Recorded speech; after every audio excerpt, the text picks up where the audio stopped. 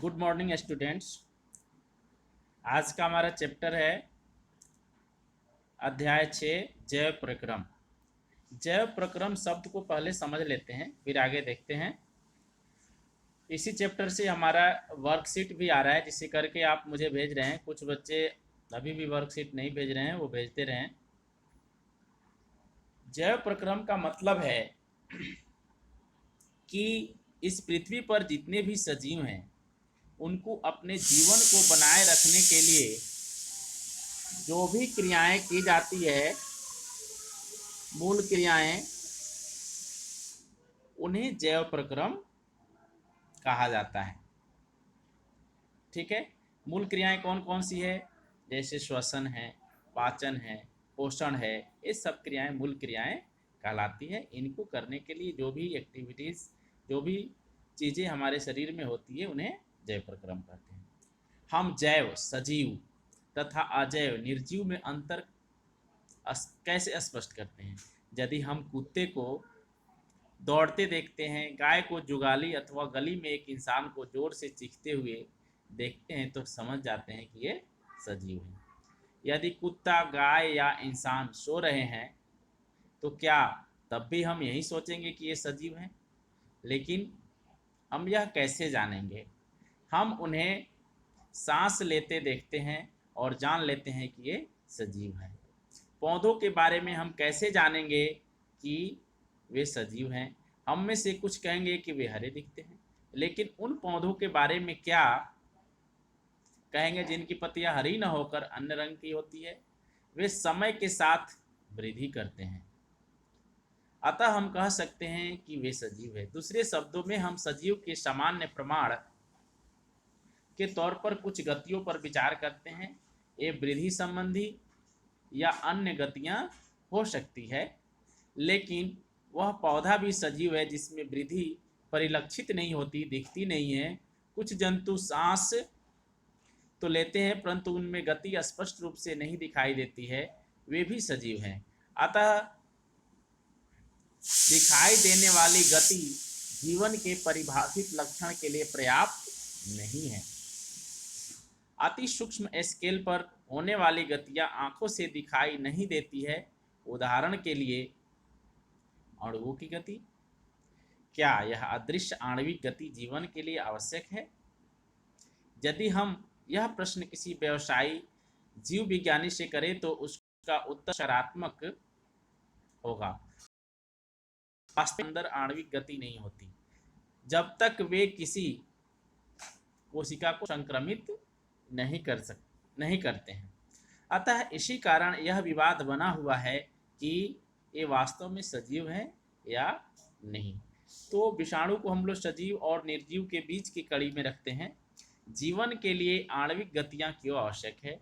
पूर्व के कक्षाओं में हम देख चुके हैं कि सजीव की संरचना सुसंगठित होती है।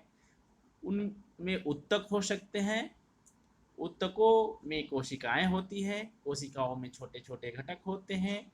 जीवन की यह संगठित एवं सुव्यवस्थित संरचना समय के साथ साथ पर्यावरण के प्रभाव के कारण विघटित होने लगती है।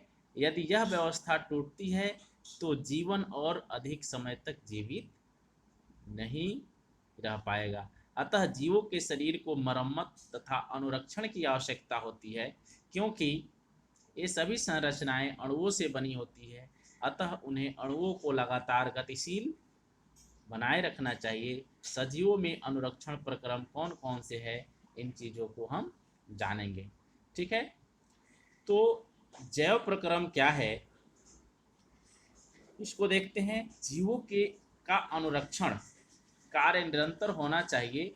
यह उस समय भी चलता रहता है जब वे कोई विशेष कार्य नहीं करते, जब हम सो रहे हों अथवा कक्षा में बैठे हों, उस समय भी यह अनुरक्षण का काम चलता रहता है। वे सभी प्रक्रम जो सम्मिलित रूप से अनुरक्षण का कार्य करते हैं जैव प्रक्रम कहलाते हैं।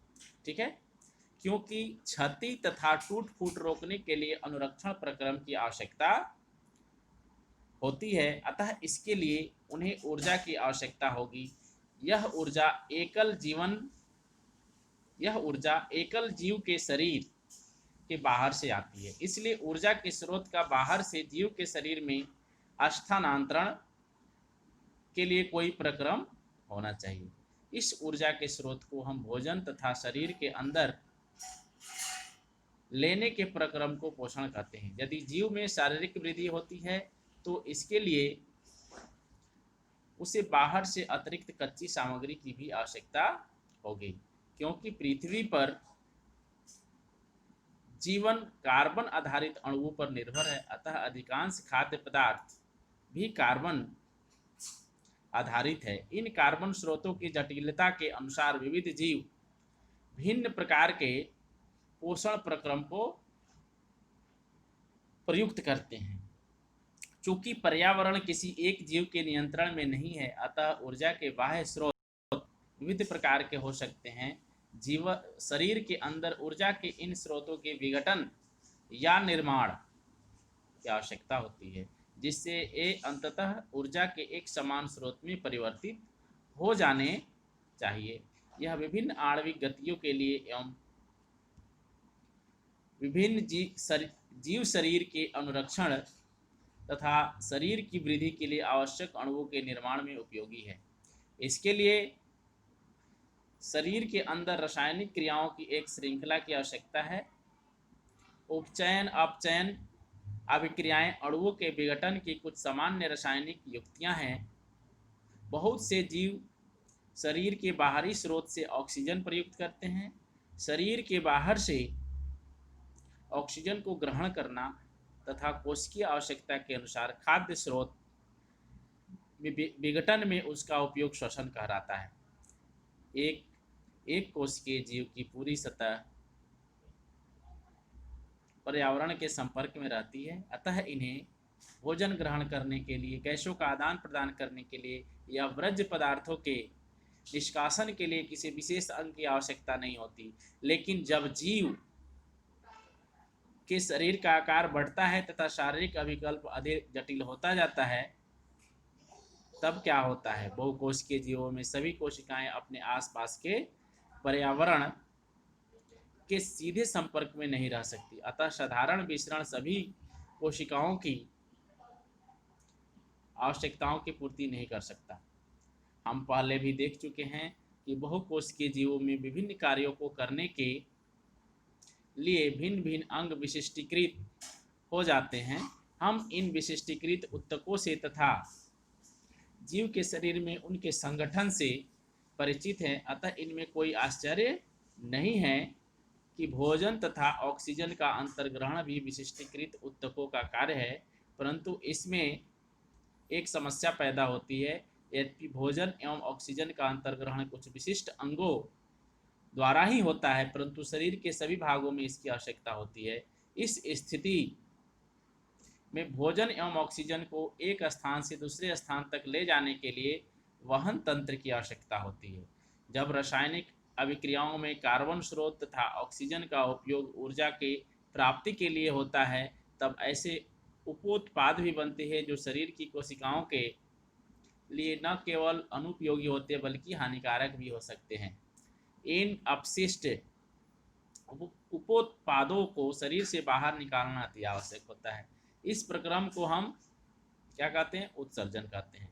यदि बहुकोशिकीय जीवों में शरीर के मूल नियमों का पालन किया जाता है तो उत्सर्जन के लिए विशिष्ट ऊतक विकसित हो जाएगा। इसका अर्थ है कि परिवहन तंत्र की आवश्यकता अपशिष्ट पदार्थों को कोशिका से इस उत्सर्जन ऊतक तक पहुंचाने की होगी। आइए हम जीवन के अनुरक्षण करने वाले आवश्यक प्रक्रमों के बारे में एक एक करके विचार करें। इस तरह से हमने देखा कि जीवन को अनुरक्षण रखने के लिए कई तरह की चीज़ें हैं, जैसे पोषण है, पाचन है, श्वसन है, उत्सर्जन है। इन सब क्रियाओं को सामूहिक रूप से हम जैव प्रक्रम कहते हैं। ये सब जैव प्रक्रम के पार्ट्स हैं।